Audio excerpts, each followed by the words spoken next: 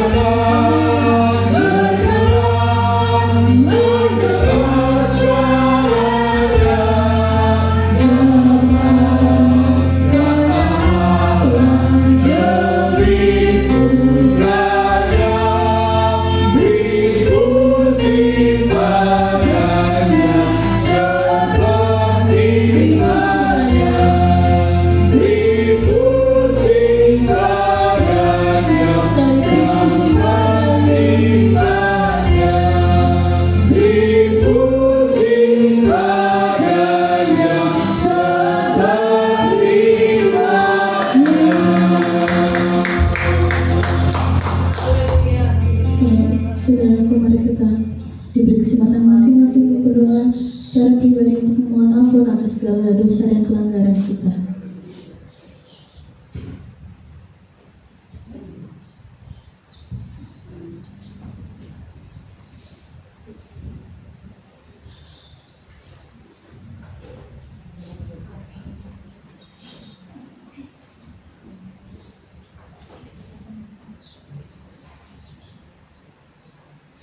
Bapa kami yang di surga, Bapa yang baik, inilah kami dengan segala kelemahan kami dan pelanggaran kami. Pengampunan-Mu sungguh memulihkan dan menyegarkan kami, Tuhan. Kiranya juga Engkau pimpin ibadah kami dari awal hingga akhirnya, dan ibadah kami hanya untuk kemuliaan nama Tuhan. Terpujilah Engkau Tuhan untuk selama-lamanya. Kami berdoa, kami naikkan doa di dalam kasih Tuhan, hanya di dalam nama Tuhan Yesus Kristus, Juru Selamat kami sudah berdoa dan mengucap syukur. Haleluya, amin. Saudaraku, kita bersama-sama bersyukur ya pada hari ini masih diberikan kesempatan kepada Tuhan, oleh Tuhan. Kita bersama-sama memuji Tuhan. Tuhan begitu baik dalam hidup kita, kasih-Nya begitu besar. Amin, saudara. Mari sebelum memuji Tuhan, kita akan mengucapkan ayat yang ada di layar bersama-sama. Hati-hatilah supaya jangan engkau melupakan Tuhan Allahmu dengan tidak berpegang pada perintah, peraturan, dan ketetapannya yang kusampaikan kepadamu pada hari ini. Mari bersama kita akan memuji Tuhan, namun sebelumnya kita boleh bersama kepada kanan kiri kita dan katakan damai Kristus besertamu.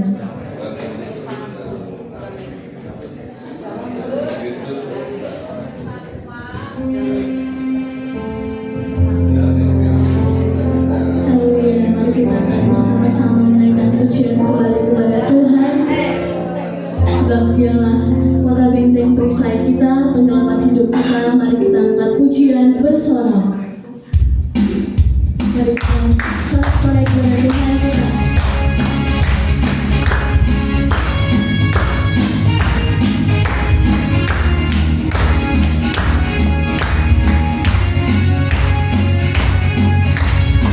Bersama-sama katakan obat Tuhan, obat Tuhan yang teguh, kota benteng dan perisaiku, kota benteng dan perisaiku. Yang benar kau akan mau berjalan yang bangkit dan hidupkan. Haleluya, haleluya, haleluya, mulia.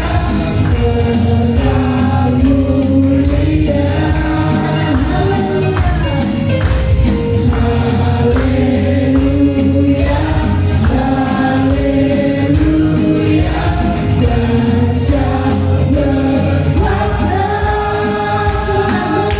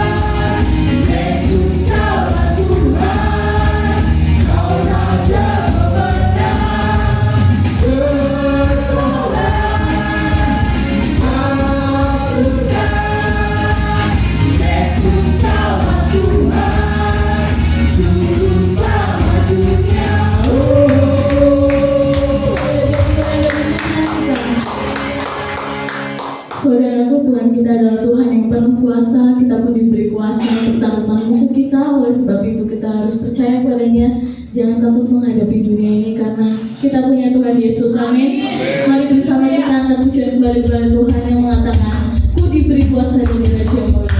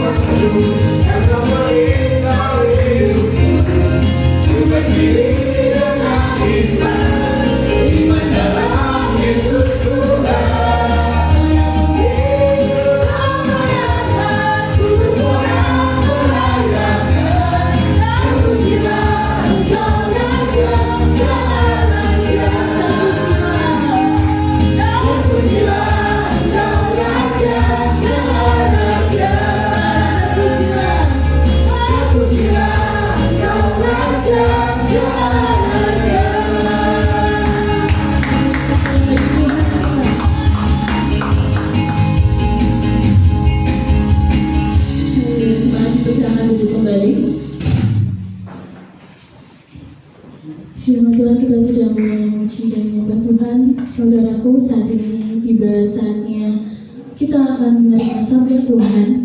Marilah kita persiapkan diri dan hati kita menyambut firman Tuhan dengan satu pujian seperti Bapa sayang anaknya. Persiapkan hati kita dan penuh kerendahan hati kita.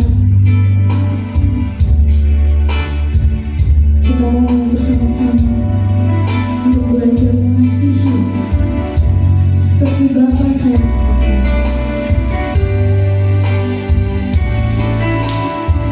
Bersama-sama kita berdoa.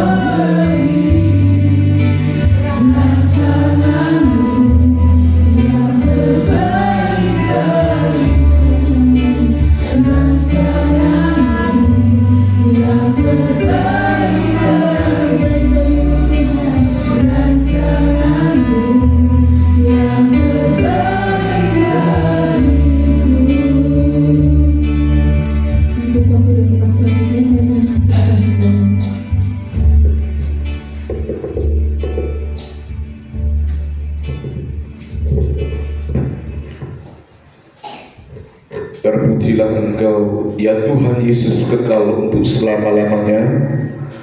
Pada saat pagi hari ini, Tuhan Yesus, kami sudah memuji, menyembah, dan mengagungkan Engkau, ya Tuhan. Kiranya setiap puji-pujian kami, kiranya setiap penyembahan kami, ya Tuhan, yang sudah kami lantunkan, yang sudah kami nyanyikan itu semuanya berkenan kepadamu, ya Tuhan. Terima kasih Bapa, memberkati setiap anak-anak-Mu yang sudah melayani Tuhan. Mereka yang menjadi worship leader, mereka yang menjadi singer, pemain musik, semuanya diberkati oleh Tuhan. Pagi hari ini, ya Tuhan, kami akan duduk diam, membaca dan mendengarkan sebagian dari kebenaran firman-Mu, ya Tuhan. Oleh sebab itu Tuhan, urapilah hamba-Mu Tuhan, supaya setiap kebenaran firman Tuhan yang akan kami baca, yang akan kami dengar, kami bisa mengerti dan kami bisa melakukannya. Di dalam nama Tuhan Yesus Kristus kami sudah berdoa. Haleluya. Amin. Puji Tuhan, Bapak Ibu yang dikasihi oleh Tuhan. Shalom. Selamat pagi, apa kabar? Kita bersyukur kepada Tuhan pada pagi hari ini, ya Tuhan. Kalau kita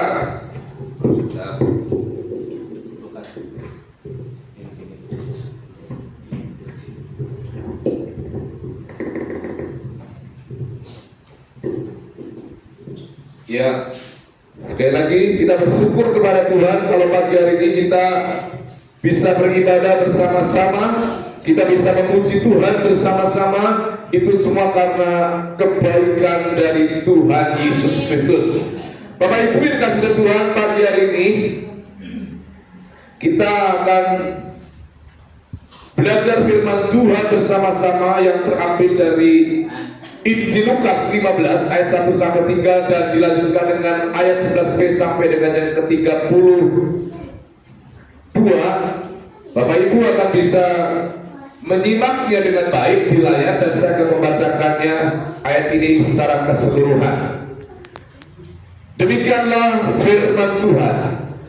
Para pemungut cukai dan orang-orang berdosa biasanya datang kepada Yesus untuk mendengarkan Dia. Maka bersungut-sungutlah orang-orang Farisi dan ahli-ahli Taurat, katanya, ia menerima orang-orang berdosa dan makan bersama-sama dengan mereka. Lalu ia mengatakan perumpamaan ini kepada mereka. Ada seorang mempunyai 2 anak laki-laki. Kata yang bungsu kepada ayahnya, "Bapak, berikanlah kepadaku bagian harta milik kita yang menjadi hakku."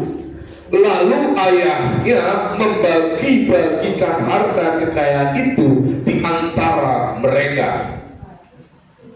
Beberapa hari kemudian anak bungsu itu menjual seluruh bagiannya itu lalu pergi ke negeri yang jauh.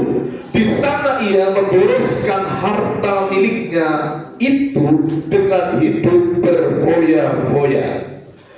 Ada seorang punya 2 anak laki-laki, katanya yang bungsu, ya, kata yang bungsu kepada ayahnya, "Bapak," kok cepat sekali? 14. Ayat 14, ya. Setelah dihabiskannya semuanya, ditimbulkan bencana kelaparan di dalam negeri itu dan ia pun mulai melarat. Lalu ia pergi dan bekerja pada seorang majikan di negeri itu. Orang itu menyuruhnya ke ladang untuk menjaga babinya. Lalu ia ingin mengisi perutnya dengan ampas yang menjadi makanan babi itu, tetapi tidak seorang pun yang memberikannya kepadanya. Lalu ia menyadari keadaannya, katanya, "Betapa banyaknya orang upahan Bapakku yang berlimpah-limpah makanannya, tetapi aku di sini mati kelaparan. Aku akan bangkit dan pergi kepada Bapakku dan berkata kepadanya, Bapa, aku telah berdosa terhadap surga dan terhadap Bapa." Aku tidak layak lagi disebutkan anak Bapa. Jadikanlah aku sebagai salah seorang upahan Bapa. Maka bangkitlah ia dan pergi kepada bapaknya. Ketika ia masih jauh, ayahnya telah melihatnya, lalu tergeraklah hatinya oleh belas kasihan. Ayahnya itu berlari mendapatkan dia, lalu merangkul dan mencium dia. Kata anak itu kepadanya, "Bapa, aku telah berdosa terhadap surga dan terhadap Bapa. Aku tidak layak lagi disebutkan anak Bapa." Tetapi ayah itu berkata kepada hamba-hambanya, "Lekaslah bawa kemari jubah yang terbaik, pakaikanlah itu kepadanya, dan kenakanlah cincin pada jarinya dan sepatu pada kakinya, dan ambillah anak lembu tambun itu, sembelihlah dia, dan marilah kita makan dan bersuka cita. Sebab anakku ini telah mati dan menjadi hidup kembali, ia telah hilang dan didapati kembali." Maka mulailah mereka bersukaria. Tetapi anaknya yang sulung berada di ladang, dan ketika ia pulang dan dekat rumah, ia mendengar bunyi seruling dan nyanyian tari-tarian. Lalu ia memanggil salah seorang hamba dan bertanya kepadanya, "Apa arti semuanya itu?" Jawab hamba itu, "Adikmu telah kembali, dan ayahmu telah menyembelih anak domba, lembu tambun, karena ia mendapatnya kembali dengan sehat." Maka marahlah anak sulung itu, dan ia tidak mau masuk. Lalu ayahnya keluar dan berbicara dengan dia. Tetapi ia menjawab ayahnya, katanya, "Telah bertahun-tahun aku melayani Bapa, dan belum pernah aku melanggar perintah Bapa. Tetapi kepadaku belum pernah Bapa memberi seekor anak kambing untuk bersukacita dengan sahabat-sahabatku. Tetapi baru saja datang anak Bapa yang telah memboroskan harta kekayaan Bapa bersama-sama dengan pelacur-pelacur. Maka Bapa menyembelih anak lembu tambun itu untuk dia." Kata ayahnya kepadanya, "Anakku, engkau selalu bersama-sama dengan aku, dan segala kepunyaanku adalah kepunyaanmu. Kita patut bersukacita dan bergembira, karena adikmu telah mati dan menjadi hidup kembali. Ia telah hilang dan didapati kembali." Amin. Berbahagialah kita yang membaca firman Tuhan, merenungkan firman Tuhan, dan melakukannya dalam kehidupan kita setiap hari. Amin. Bapak Ibu yang dikasihi oleh Tuhan, pagi hari ini kita akan merenungkan tema "Jangan aku yang terhilang". Jangan aku yang terhilang. Nanti kita akan lihat secara keseluruhan. Sebenarnya kalau kita bertanya dalam konteks perumpamaan tentang anak yang terhilang itu, siapa yang terhilang? Si bungsu atau si sulung? Nah, nanti akan kita jawab. Saya akan jelaskan bahwa sebenarnya dua-duanya, baik yang bungsu maupun yang sulung, terhilang. Satu terhilang, ya pergi keluar gereja karena memboroskan harta, tidak taat dengan pelacur. Yang satu kehilangan, hilang di dalam gereja karena tidak bertobat. Jadi dua-duanya nanti kita lihat, dua-duanya adalah orang terhilang. Terhilang karena pergi, tapi terhilang dalam rumah. Nah, Bapak Ibu kasih Tuhan, kita akan belajar di sini satu ujian dulu. Lo bisa ya? Ya.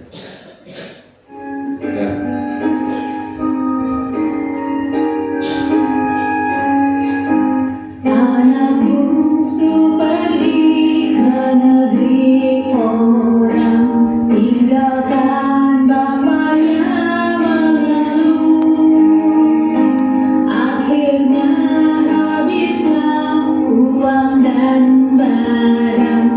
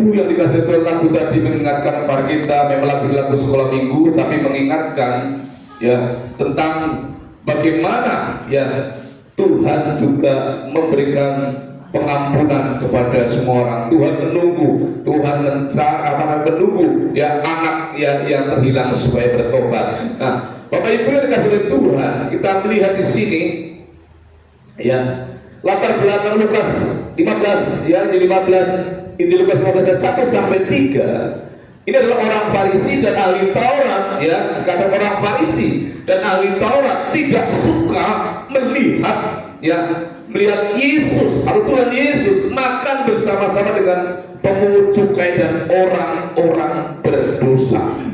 Ya, ayat 1 sampai 3 itu menjelaskan bagaimana orang-orang Farisi tidak suka ya ketika melihat Tuhan Yesus ya makan bersama dengan orang berdosa. Jadi firman Tuhan yang sudah kita baca, kita melihat di sini ada orang Farisi itu merasa lebih baik, orang Farisi itu merasa lebih suci dari orang lain.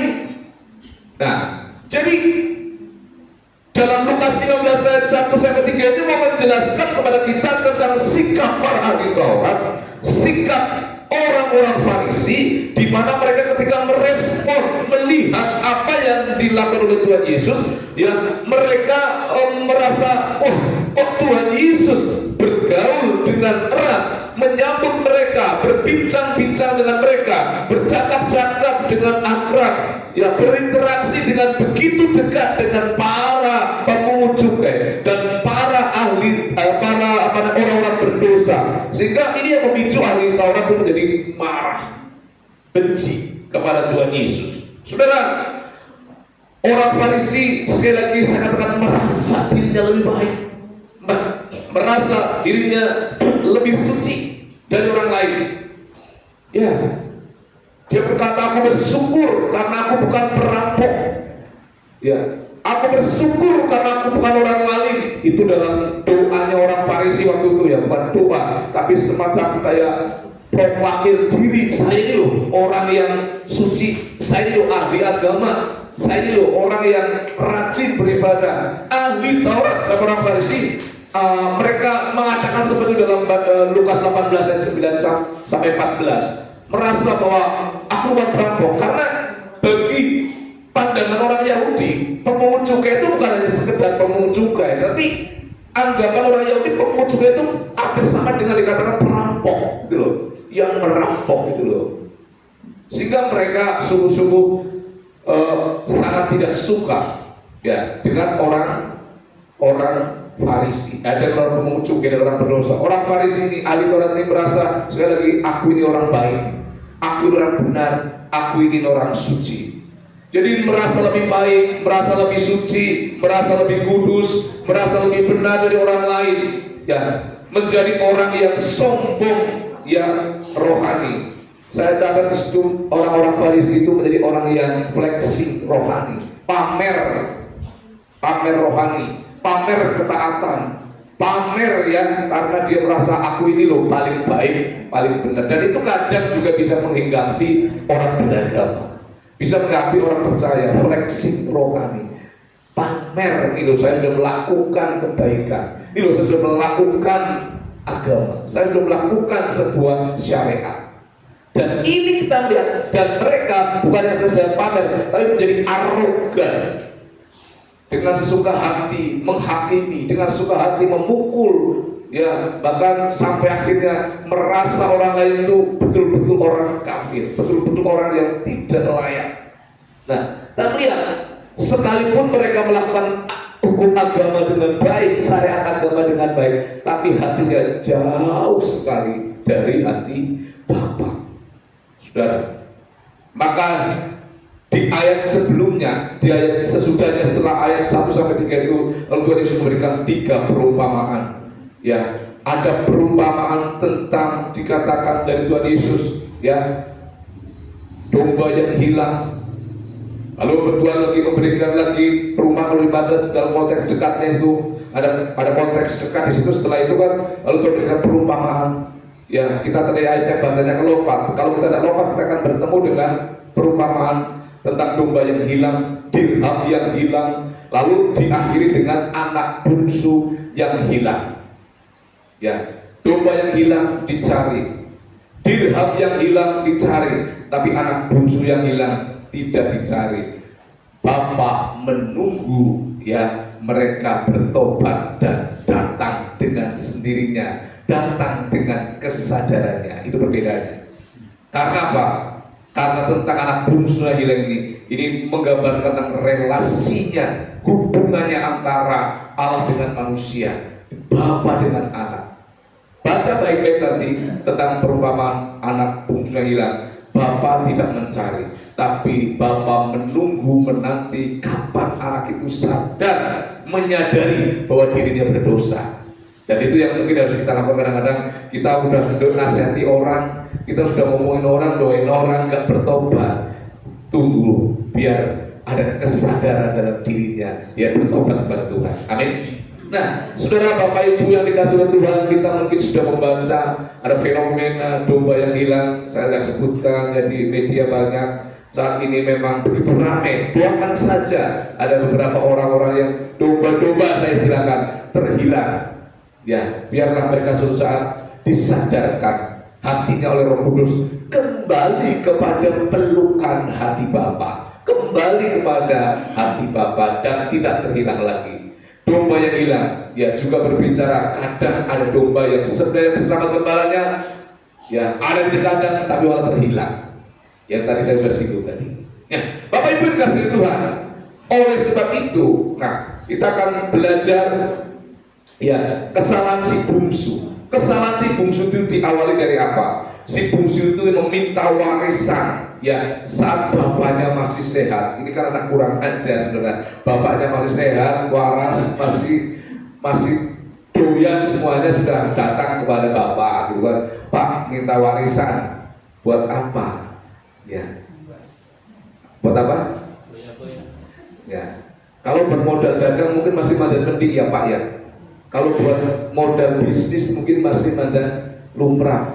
Dia minta warisan, lalu dia bawa pergi, ya untuk apa? Berfoya-foya, hidup dengan pelacur, hidup bersenang-senang, pergi jauh dari rumah. Kalau saudara punya anak kayak gitu, seneng nggak? Diapakan? Ya, saudara, kita melihat, tapi yang menjadi keanehan Bapak kok memberikan gitu ya? Ya kan, nggak mau menasehati, tidak. Karena memang Bapak itu betul-betul memberikan kehendak bebas. Hidupmu itu ditentukan oleh dirimu sendiri. Amin. Ya, jangan harapkan hidupmu itu ditentukan oleh orang tua, ditentukan oleh suami, oleh istri. Ya, hidupmu, apalagi urusan tentang iman, ditentukan oleh diri kita. Bapak berikan anak yang tidak hormat kepada bapaknya, yang menyakiti hati bapaknya. Sudah saya mendengar ada orang berbicara, ada hamba berbicara, dia katakan pada saat dulu saya SD, katanya SD sekolah itu sampai 10 kilo, kadang-kadang jalan kaki dan jauh, sampai SMP pun jauh, sampai sudah berumah tangga dia kumpulkan harta begitu banyak, kumpulkan harta begitu sedikit demi sedikit, tapi sudah banyak anaknya itu tinggal minta tok, sini ngenek, sini ngenek, sini ngenek.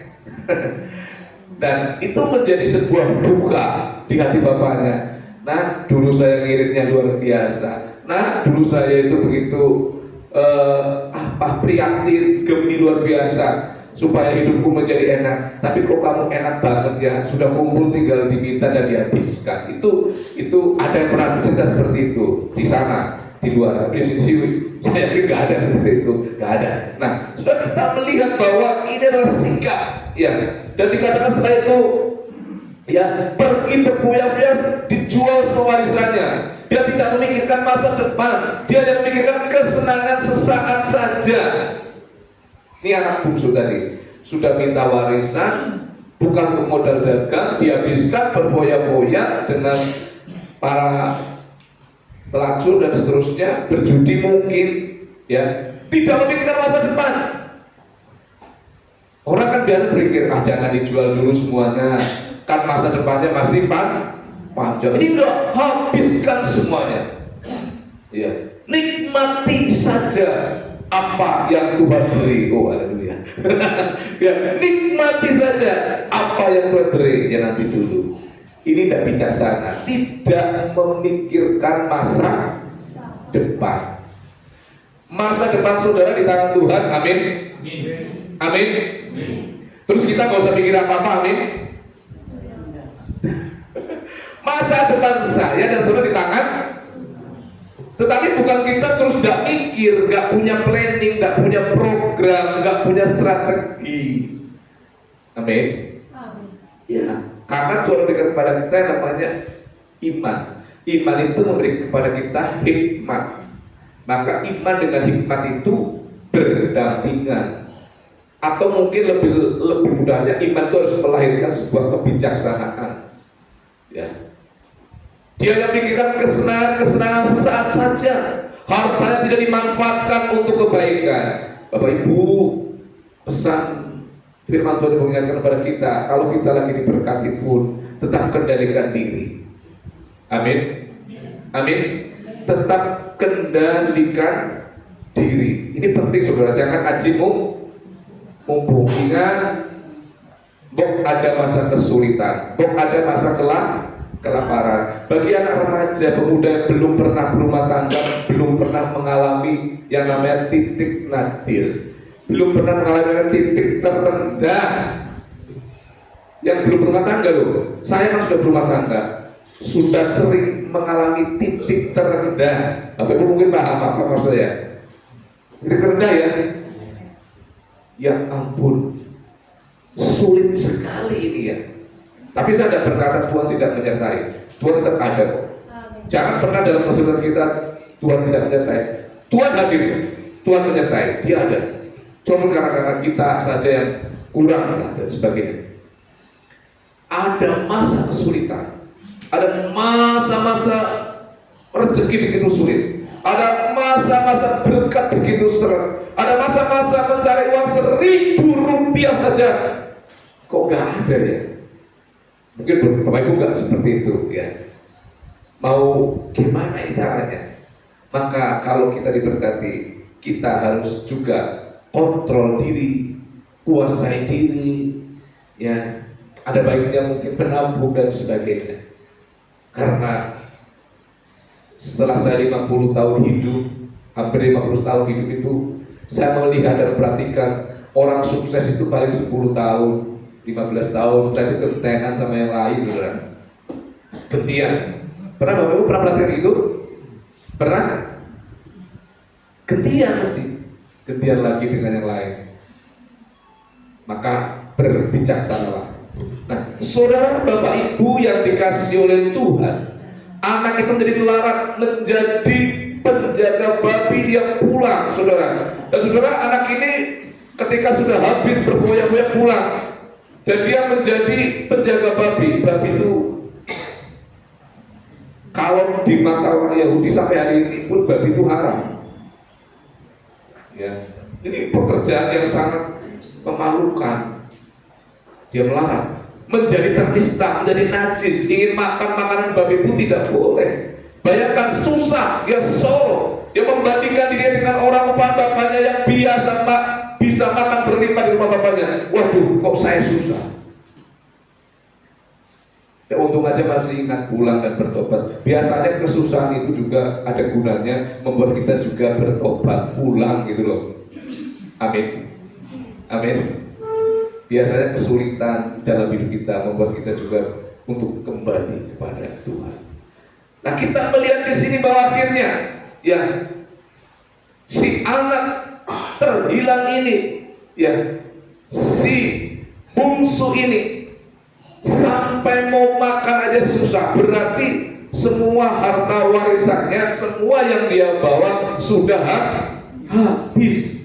Miskin, bahkan melarat, bahkan mungkin di bawah garis kemiskinan. Zaman itu mungkin belum ada bantuan, ya, belum ada PKH, belum ada apalagi lah ya.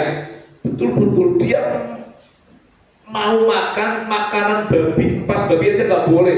Bayangkan, begitu susahnya loh. Padahal itu makanan yang sudah sangat terendah. Nah, ini kondisi. Dan setelah kita melihat, dan akhirnya dia memberanikan diri untuk mengakui kesalahannya, dia bertobat kembali kepada Bapa. Bertobat itu tidak mudah, saudara. Kalau bertobat, cuma tobat kumat itu gampang. Minggu tobat, Senin kumat. Ya, di gereja bertobat, berdoa, Seninnya kambuh lagi bisa. Tapi bertobat itu apa? Bertobat itu perlu kesadaran. Nah ini, bertobat perlu kesadaran. Sadar saya bersalah, sadar saya berdosa, lalu mengambil tindakan. Aku akan bangkit pergi kepada Bapa, melangkah. Sadar, bangkit, lalu datang kepada Bapa dan memohon ampun, berbalik. Saudara, jadi memberanikan diri untuk mengampuni kesalahan. Dia bertobat kembali kepada Bapa. Dia katakan, Bapa, aku telah berdosa terhadap surga dan terhadap Bapa. Aku tidak layak lagi disebutkan anak Bapa. Saudara, kita lihat dan kita lihat akhirnya hati Bapa begitu maha murah, begitu murah hati dan maha kasih. Ia mengharapkan, Bapak itu mengharapkan yang terhilang bisa ditemukan.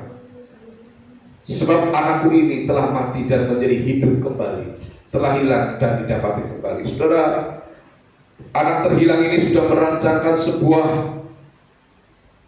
ide.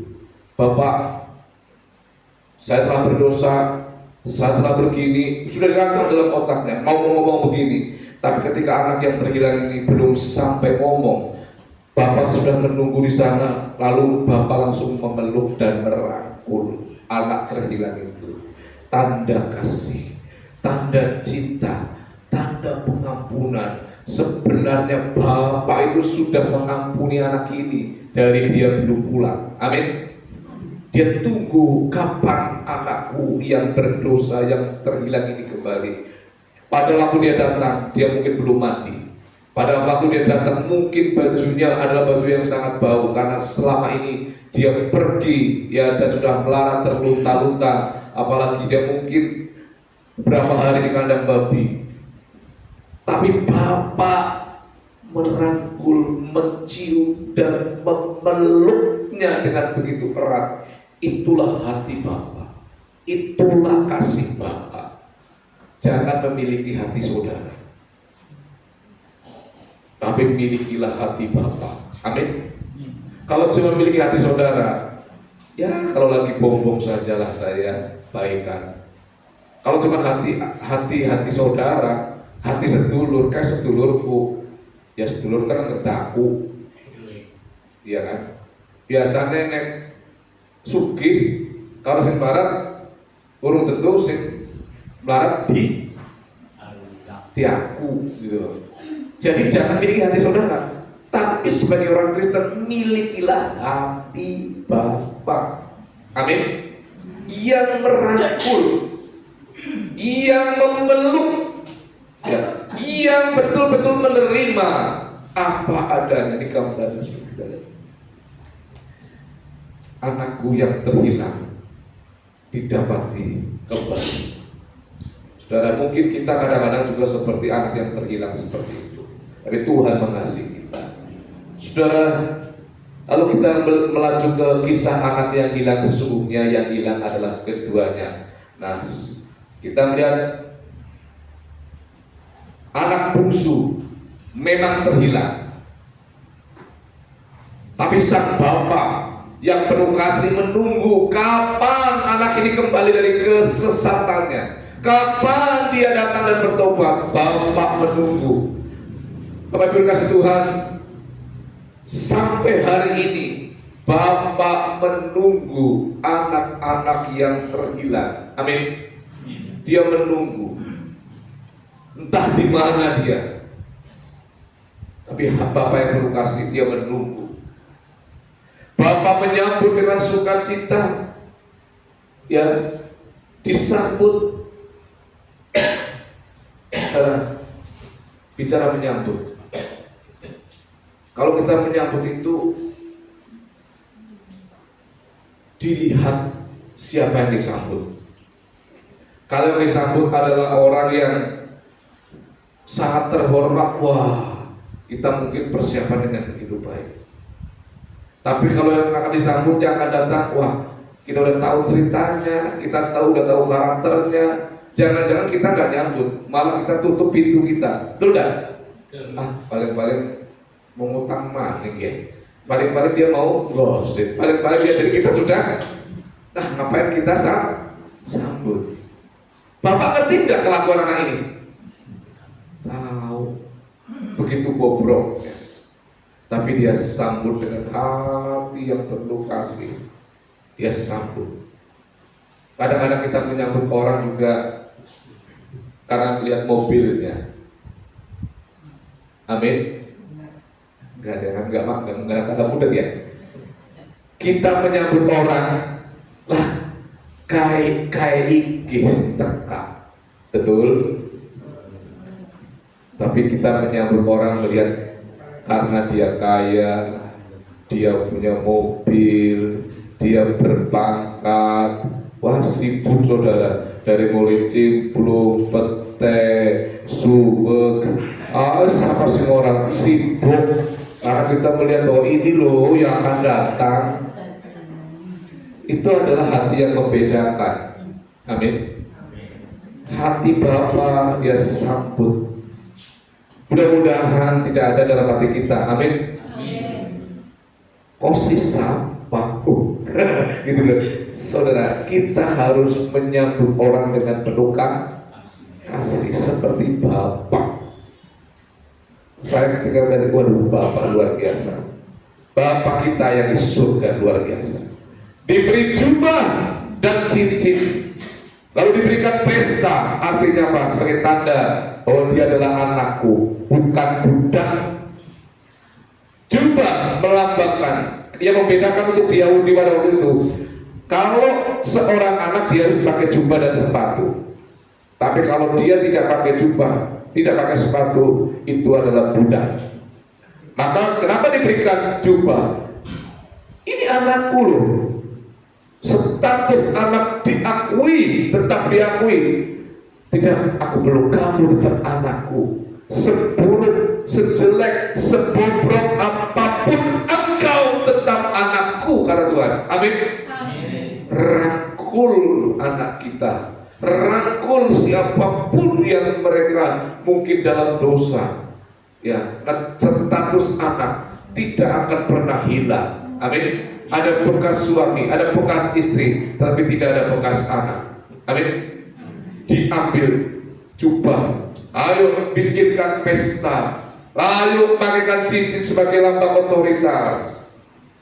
Dia bukan lagi budak, tapi anakku yang terhilang. Saudara, betapa Tuhan luar biasa. Kita dahulu pun terhilang, sesat, berdosa karena anugerah Bapa yang begitu besar. Ia mau menyelamatkan, Ia mau merangkul kita, Ia mau melalui pengorbanan Kristus putranya yang tunggal itu. Hati Bapa terbuka bagi semua orang. Tadi malam ketika kita melihat film, ya semua diberkati. Amin. Di mana hati Tuhan yang begitu luar biasa. Ya, saudara, ini ya hati Bapa yang perlu kita miliki. Jangan sampai kita yang hilang. Saudara, anak sulung juga terhilang, tapi tidak pergi dari rumah, tidak berfoya-foya, tidak minta warisan. Lalu apa yang hilang? Kita lihat ayat yang ke-28 dikatakan anak sulung juga terhilang dalam rumah bapaknya. Maka marahlah anak sulung itu dan dia tidak mau masuk. Lalu ayahnya keluar dan berbicara dengan dia, tapi ia menjawab ayahnya, katanya telah bertahun-tahun aku melayani Bapa dan belum pernah aku melanggar perintah Bapa. Tapi kepadaku belum pernah Bapa memberikan seekor anak kambing untuk bersukacita dengan sahabat-sahabatku. Sudah kita melihat sepintas anak sulung ini baik, sepintas anak sulung itu taat, ada di gereja, pelayanan, ya, dia ada di rumah, rajin bekerja, saleh beribadah, tetapi hatinya tidak pernah bertobat, hatinya tidak pernah diperbaharui. Alias sebenarnya anak sulung ini pun terhilang dari hadapan Tuhan. Amin. Jadi pertanyaannya, Siapa yang terhilang? Dua-duanya terhilang. Satu terhilang pergi melakukan kejahatan yang begitu besar, kelihatan ya menghaburkan harta, hidup dengan pelacur, ya. Tetapi yang di rumah pun ternyata kelihatan alim, yang kelihatannya baik-baik saja, dia terhilang karena tidak pernah bertobat. Dia melakukan ketaatan hanya seremonial. Dia melakukan ketaatan hanya sebagai kewajiban. Hatinya masih penuh amarah, dendam, benci, iri hati. Tidak suka melihat orang lain senang, tapi lebih suka kalau melihat orang lain susah. Itulah hati anak si sulung. Ya, hatinya tidak diperbarui, hatinya jahat, penuh iri hati, penuh sungut-sungut, penuh kepahitan. Si sulung juga sekali lagi dia merasa dia lebih baik seperti ahli Taurat, seperti orang Farisi. Aku loh yang di rumah yang taat, aku yang saleh, aku yang baik, aku yang tidak pernah yang menyakiti hati Bapa, tapi aku gak dipestai. Iri hati. Ternyata si anak sulung pun terhilang. Maka temanya jangan aku yang terhilang. Kita bangga mungkin karena aku rajin ke gereja, kita bangga mungkin aku taat dan setia. Tetapi sekali kita diingatkan dari kisah anak sulung ini, ternyata dia juga terhilang di hadapan Tuhan. Kenapa? Hatinya penuh dengan kepahitan, hatinya penuh dengan kejahatan, iri hati. Sebenarnya anak sulung ini juga kepengin ya minta warisan, cuma tidak mau ngomong, tidak berani ngomong. Karena apa? Aku yang setia dan diberikan apa-apa. Kepengin kan? Ya kan? Ingin, saudara, merasa lebih baik dari adiknya. Dan itu kadang-kadang kita kan seperti itu. Kadang-kadang kita merasa lebih suci, lebih baik, seperti ahli Taurat sama orang Farisi, seperti anak sulung tadi. Aku sudah baik, aku sudah ibadah. Itu loh yang tidak pernah ibadah. Itu yang jahat. Amin. Amin. Kita begitu mengklaim diri baik dan mengatakan yang tidak pernah ibadah. Mungkin kita, oh itu domba terhilang, tapi kita lupa bahwa kita pun kadang-kadang terhilang di gereja, terhilang dalam rumah sendiri, tetap jahat. Ada banyak orang yang kelihatannya baik, sampulnya baik kalau buku, tetapi isinya tidak baik. Ibadah ya, berbakti kepada Bapa sekedar transaksional. Saudara tahu ibadah sekedar transaksional?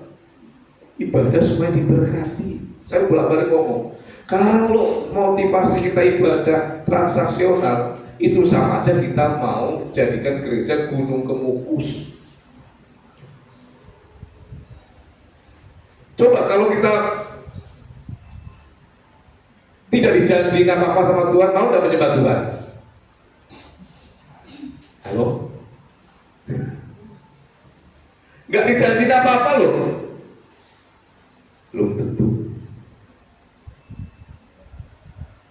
Sebenarnya cinta kan seperti itu ya.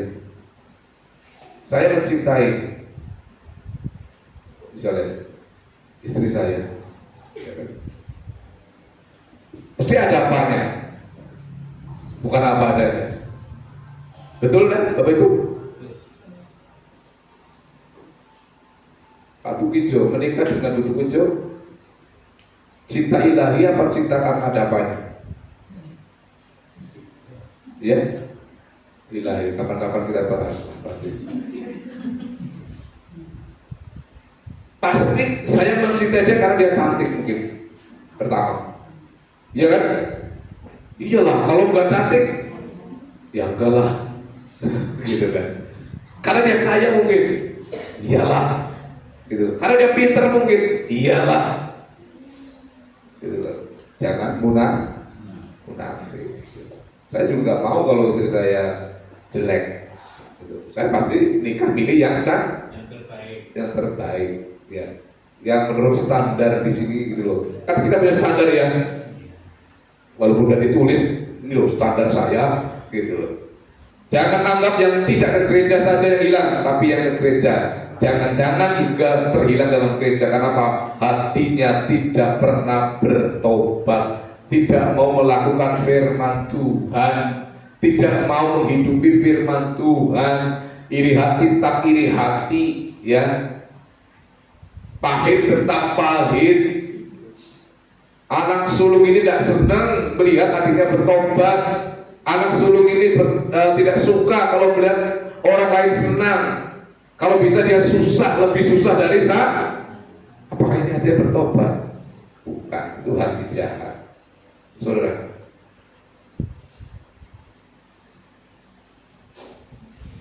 kira-kira, saudara, apa yang akan kita tulis? Apa kita akan tetap berada dalam keculasan iri hati, yang dengki, dalam dosa kemunafikan, atau kita akan menulis maka anak sulung itu masuk dan bersukacita bersama dengan bapaknya? Nah, ini pilihan, saudara, pilihan dalam hidup kita.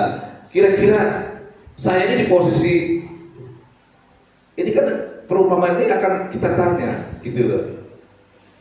Jangan-jangan, gitu loh ya. Saya ini yang terhilang juga di dalam gereja, gitu. Saudara, sebenarnya perumpamaan ini belum apa? Belum selesai. Lihat endingnya ada enggak ceritanya? Enggak ada. Perumpamaan ini belum selesai dan tidak pernah selesai. Karena apa? Kita yang menyelesaikan perumpamaan ini, kita yang mengisi perumpamaan ini. Kisah ini belum selesai. Kita yang menyelesaikan. Ya, apakah saya menjadi posisi anak yang terhilang jauh dari gereja, melakukan kejahatan? Apakah saya juga adalah anak yang terhilang di dalam gereja yang tidak pernah bertobat? Berarti dua-duanya terhilang. Firman Tuhan tidak pernah kebetulan, tapi mengingatkan kita untuk apa? Kita selalu ya hidup di dalam kebenaran yang harus kita hidupi. Bapak Ibu yang dikasihi oleh Tuhan, marilah ya melalui firman Tuhan ini kita diingatkan ya dari kisah anak yang hilang ini, bahwa sesungguhnya dua-duanya terhilang. Hilang berbuat jahat, keluar dari rumah jauh berfoya-foya, hilang dalam gereja, aktif dalam gereja, tapi tidak pernah bertobat, tidak pernah melakukan firman Tuhan. Dan Tuhan sedang menunggu ya supaya kedua anaknya yang merepresentasikan tadi kehidupan umat manusia, si sulung dan si bungsu, datang. Dan tidak dituliskan di situ, tidak tahu kapan selesainya. Karena apa? Kita suruh menjawab, kita suruh mengisi, kita suruh menyelesaikannya. Amin. Tuhan memberkati. Kita berdoa sebentar. Tuhan Yesus, Allah yang Maha Baik, pada saat pagi hari ini firman-Mu sudah kami dengar, firman-Mu sudah kami mengerti, dan firman-Mu akan kami lakukan. Di dalam nama Tuhan Yesus, Juru Selamat kami sudah berdoa untuk firman Tuhan. Haleluya. Amin.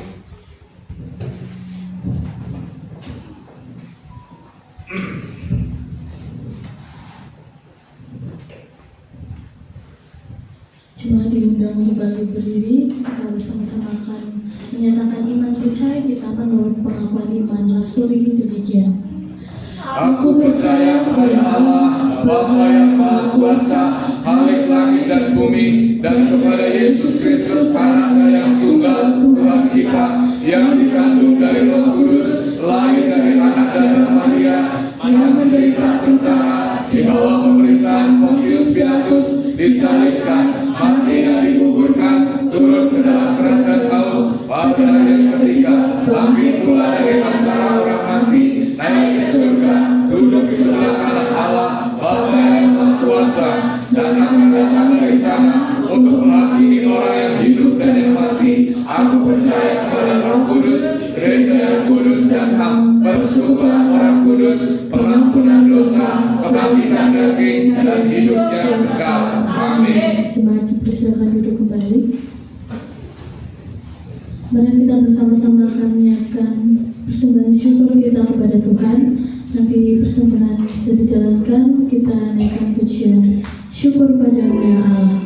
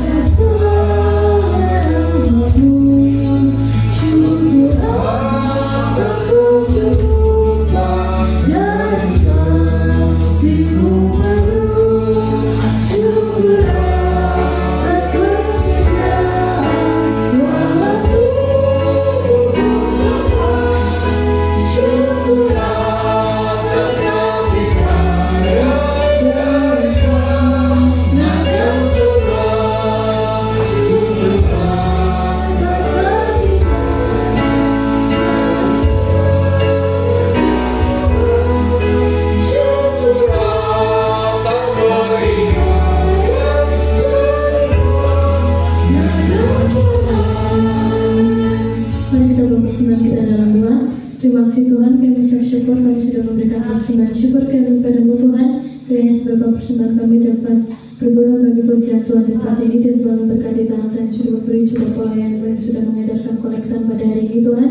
Terima kasih Tuhan, kami mengucap syukur padamu, kami naikkan doa dalam kasih Tuhan. Di dalam nama Tuhan Yesus Kristus, Juru Selamat kami sudah berdoa. Haleluya, amin. Tuhan memberkati persembahan Bapak Ibu Saudara semuanya. Kini saatnya saya akan memberikan warta untuk 1 minggu ke depan. Untuk ibadah persekutuan tengah minggu, Kamis 3 April 2025, bertempat di gereja pukul 6 sore. Mari jemaat diundang untuk bergabung beribadah kepada Tuhan. Untuk ibadah remaja, Sabtu 5 April 2025 di gereja, jamnya jam 6 sore. Mari teman-teman remaja datang beribadah kepada Tuhan. Untuk pelayan kebaktian umum minggu 6 April 2025 jam 8 pagi, untuk WL-nya Saudari Rahel Mariana, Sinar Saudara Matthew dan Saudari Jessica, asyarnya Bapak Ibu Eri Kusoyo, dan LCD-nya Saudari Agnes. Untuk informasi sakramen perjamuan kudus, sakramen perjamuan kudus yang biasanya dilayankan setiap minggu pertama di bulan April 2025 ini diundur ke minggu kedua. Jadi sakramen perjamuan kudus dilayankan pada saat kebaktian 13 April 2025. Tahukah kita, gereja kita sedang bergumul untuk pembaruan sound system laptop yang sudah sering error. Oleh sebab itu, uang yang Bapak atau Ibu Saudara berikan di kotak kas gereja nantinya akan diperuntukkan untuk pembelian sound system yang baru. Mari bersama menabur, Tuhan memberkati. Mari bersama kita akan berdoa syafaat dan menerima doa berkat dari Bapak Gembala. Saya persilakan.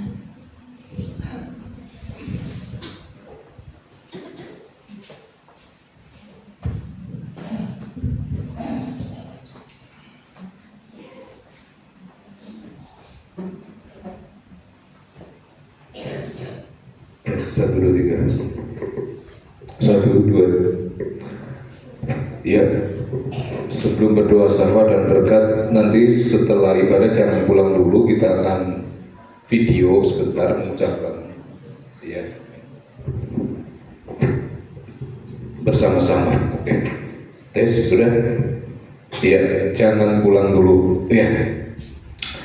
Mari kita berdoa dan kita bersyafaat kepada Tuhan kita Yesus Kristus. Bapa kami yang di surga, di dalam nama Tuhan Yesus Kristus, pada saat pagi hari ini kami datang ke hadirat-Mu untuk berdoa, untuk bersyafaat kepada Tuhan Yesus bersama dengan jemaat-Mu di tempat ini. Kami berdoa Tuhan untuk saudara-saudara kami umat muslim yang besok akan merayakan Idul Fitri, supaya Tuhan melancarkan ibadah mereka. Dan kami juga berdoa Tuhan untuk pemerintahan kami, negara Indonesia tercinta dari pusat hingga daerah, supaya negara kami betul-betul menjadi negara yang diberkati oleh Tuhan. Upaya-upaya mereka untuk kemajuan negeri kami, upaya-upaya mereka untuk membuat negara kami tidak terpuruk, kiranya Tuhan berkati sehingga negara kami sekali lagi tidak jatuh miskin, tidak mengalami krisis, tapi diberkati oleh Tuhan. Kami serahkan dan kami bawa dalam doa negara kami tercinta ini, supaya para pemimpin-pemimpin kami ini betul-betul mereka diberi hikmat, diberi roh takut akan Tuhan, diberi roh yang betul-betul mampu dan bisa untuk membawa Indonesia adil, makmur, dan sejahtera. Kami juga berdoa menyerahkan kepada Tuhan, kalau akhir-akhir ini banyak sekali problema di negeri kami, dari demo-demo, kericuhan-kericuhan, kiranya Tuhan berikan hikmat kepada pemerintahan dan masyarakat, agar Tuhan bisa negara kami keluar dari setiap kesulitan tanpa merugikan siapapun, tanpa ada korban ya Tuhan. Dan kami juga berdoa ya Tuhan, kiranya Engkau memberkati kota kami Purbalingga, pemimpin kami yang baru, bupati kami yang baru, yaitu Tuhan, untuk Bapak Fahmi dan Bapak Dimas, agar beliau bisa memajukan, bisa memimpin kota Purbalingga untuk lebih baik lagi ya Tuhan. Bersama dengan Forkompindanya, bahkan bersama dengan Forkompincam dan pemerintah desa setempat di seluruh Kabupaten Purbalingga bisa memajukan kota kami. Kami doakan TNI, kami doakan Polri, agar mereka menjadi alat-alat pemerintah, menjadi penjaga-penjaga negeri, agar mereka sungguh-sungguh Tuhan menjadi alat di tangan Tuhan, menjaga negeri ini, menjaga bangsa ini untuk tetap aman, adil, dan sejahtera. Terima kasih. Kami juga berdoa untuk polisi yang berjaga setiap minggunya di gereja ini, dari Polsek Kutasari. Engkau memberkati mereka. Diberkati juga sinode kami Gereja Bethel Tabernakel di seluruh Indonesia, agar bertumbuh maju baik secara kualitas maupun secara kuantitas. Diberkati juga gereja di tempat ini, secara khusus Gereja Bethel di Candinata ini. Kami doakan biarlah gereja di tempat ini juga diberkati Tuhan, diberkati gedung fisiknya, diberkati seluruh jemaat-jemaat yang ada di tempat ini, diberkati agar jemaatmu di tempat ini, rumah tangga mereka bahagia, rumah tangga mereka harmonis, rumah tangga mereka diberkati Tuhan, bahkan sekolah anak-anak mereka, pendidikan anak-anak mereka diberkati Tuhan, dari TK, SD, SMP, SMA, bahkan yang di perguruan tinggi, agar mereka sukses dan mereka berhasil di bidang mereka masing-masing. Kami juga menyerahkan Tuhan untuk Tuhan pergumulan gereja, fasilitas musik yang sudah mulai rusak. Dengan iman dan dengan usaha kami mulai mengumpulkan dana. Pasti suatu saat Tuhan akan menolong dan memberkati pada waktunya. Jemaat-jemaat Tuhan yang sakit di tempat ini, kami tidak sebutkan satu persatu, tetapi Tuhan menjamah mereka semua. Di dalam nama Tuhan Yesus, Tuhan menyembuhkan semua jemaat yang sakit, menghibur yang susah, menguatkan yang lemah. Terima kasih, apapun bentuk pekerjaan jemaatmu, diberkati mereka semua oleh Tuhan. Terima kasih Bapa, inilah doa kami yang kurang sempurna, dan kami akan sempurnakan sesuai dengan doa yang diajarkan oleh Tuhan Yesus kepada kami. Bapa kami yang di surga, dikuduskanlah namamu, datanglah kerajaanmu, jadilah kehendakmu di bumi seperti di surga. Berikanlah kami pada hari ini makanan kami yang secukupnya, dan ampunilah kami akan kesalahan kami, seperti kami juga mengampuni orang yang bersalah kepada kami. Dan janganlah kami membawa ke dalam pencobaan, tetapi lepaskanlah kami daripada yang jahat. Karena Engkaulah yang mempunyai kerajaan dan kuasa dan kemuliaan sampai selama-lamanya. Amin. Sidang jemaat diundang untuk bangkit berdiri, dan kita akan menerima berkat. Angkatlah kedua tanganmu dan arahkanlah hatimu kepada Tuhan. Kita akan menerima berkat Tuhan. Tuhan memberkati engkau dan melindungi engkau.